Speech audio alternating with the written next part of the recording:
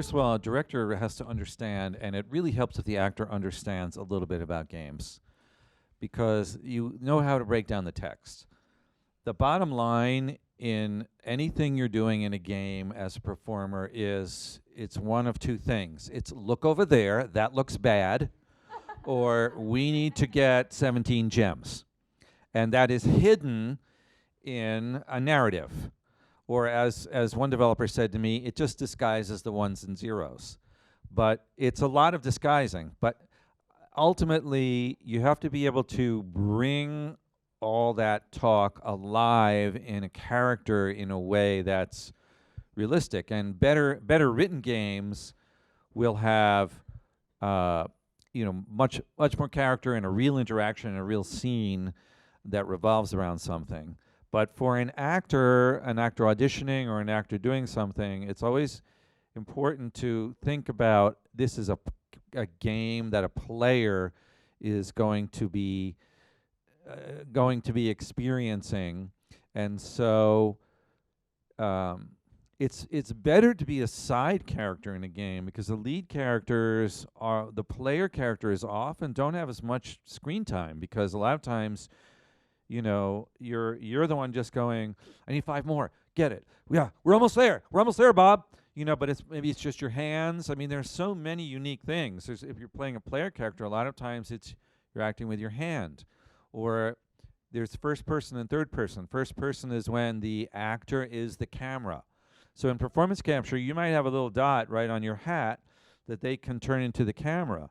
And so now in this scene, you're camera and you're acting with your hand. And so in the scene, you have to put your hand on the person next to you and turn and look at them, and look them right in the face, and it's really kind of their scene. So you're first person. Then in another scene, it might be third person where it's over your shoulder.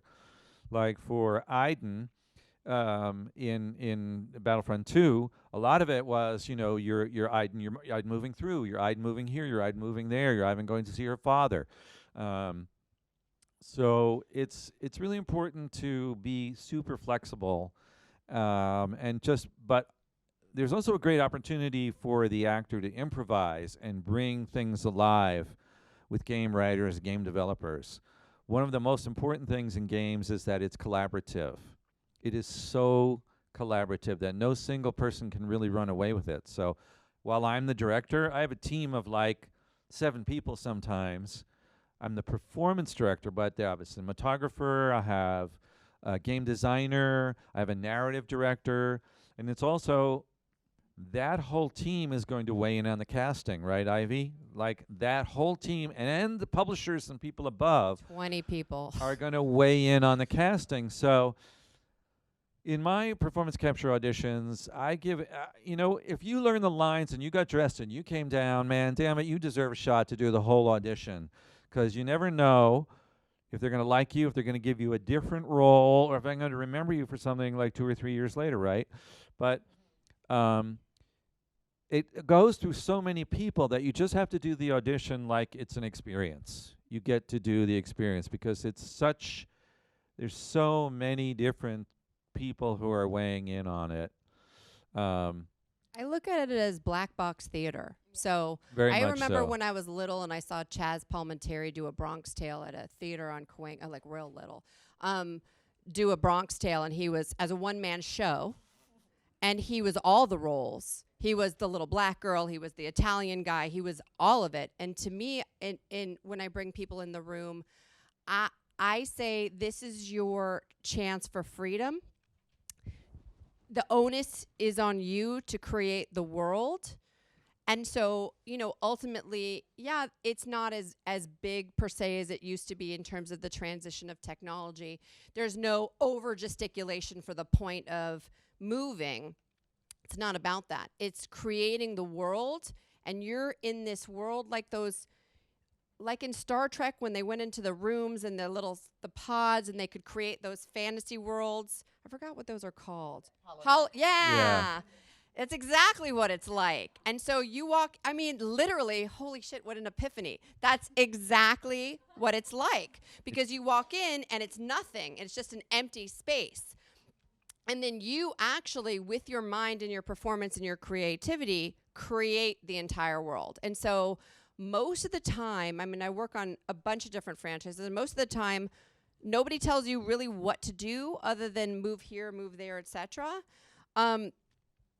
They will give you a handful of things, but it's really on you to know if the world is hot or cold, if you're tired, if it's the morning, you know, the age of your character, the movement, physical ailments, energy, I mean, like your character's life energy.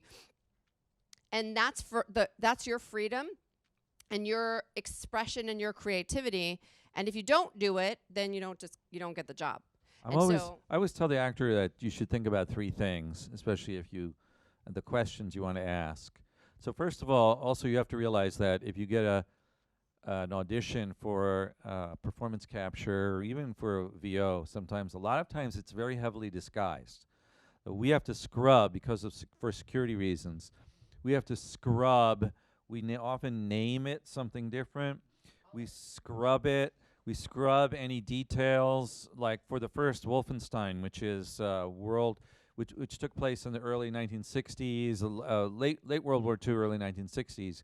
We've described it as a Bourne-type cyber frolic because we need people in Germany, we need Russian, we needed American, and then you come in, and I'll say to the actor, okay, well, let me tell you about, you know, the circumstances are the same, but the details are a little bit different. Or we've changed, or the details have changed. And if the actor says to me, could I just do it the way I practiced? You have just lost the audition, because it is all about being flexibility. In fact, you may have gotten the job. You may have prepared the job. You might arrive, and you might find that you're playing a different kind of character who doesn't have an accent now, or you have to be super, super flexible and be able to bring it alive in the moment, right? Yeah, And I want to chime in. What's really important is the reason I'm going to make an assumption, but I think this assumption is a general assumption that you would agree upon, that when you got into this business, when you knew that this is what you wanted to do, when you felt it, whether you were a child or an adult, or you were inspired by something, there was the rudiments of acting. There was the passion. There was the joy. There was the relentless, I have to do this. I love to do this. It's in me. It's in my soul, and it vibrates in every fiber of my being. That's what you get a chance to go back to when it comes to motion capture. And I honestly implore you to pick his brain and to pick her brain, only because I have worked with them a number of times. In fact, I'm on my 4th game with Tom, and he will give you every opportunity as an actor, as a performer, to go back to that space. He will feed you. He will open you up. He will be gracious. He will be kind. He will direct you. He will be transparent.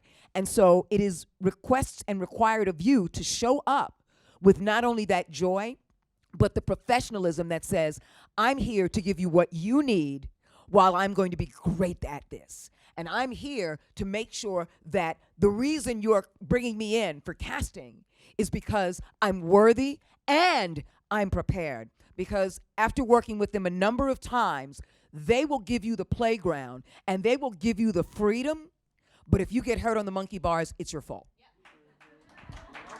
This is also a business. You can't fake it. You can't fake it. And it's great to be in a business where you can't fake it. If you came in here to be transparent and to really embody somebody emotionally, psychologically, spiritually, and everything else, this is an industry that you can't fake. So you can't have all that stuff that covers up the real you when he opens you up, cuts you open to get the best performance out of you. He will cut you open. It bees like he that. Will cut you. It He'll bees cut a like bitch. that. He'll cut a bitch.